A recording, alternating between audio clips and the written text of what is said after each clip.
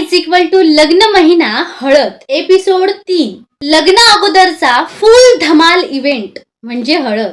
लग्न आहे, आनंद आहे तो व्यक्त करण्यासाठी, तसंच पाहुणे मंडळी आलेली आहेत त्यांच्यासोबत धमाल करण्यासाठीचा हा क्षण तर आहेच.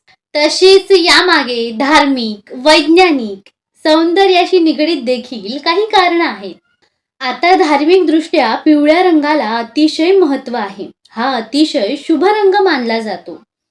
गुरु, सूर्यदेव आणि भगवान विष्णूंशी निगडीत असलेला हा रंग आणि त्यांचाच आशीर्वाद लाभावा म्हणून देखील हळद लावली जाते. तर हळदीमध्ये दाह कमी करण्याचे गुणधर्म असतात. आता लग्नाच्या वेळी त्या धावपळी, त्या गडबडीत जो काही थकवा आलेला असतो तो हळद लावल्यामुळे कमी होतो. आणि सौंदर्याच्या दृष्टिकोनातून म्हणायला गेलं तर पूर्वी काही पार्लर वगैरे अशा काही गोष्टी नव्हत्या. मग नवरा नवरीच्या चेहऱ्यावर तेज आणण्यासाठी हळद लावण्याची प्रथा आली.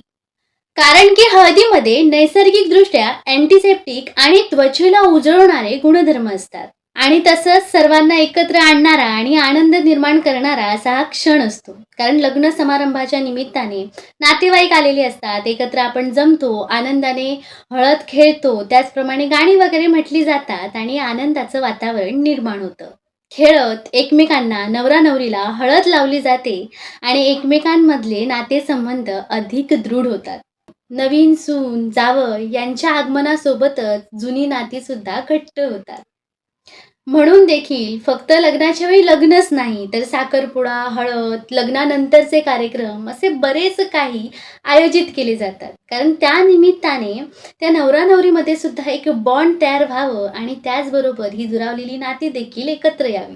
चला तर मग आता आपण भेटूया आपल्या या सिरीजच्या नेक्स्ट एपिसोडमध्ये.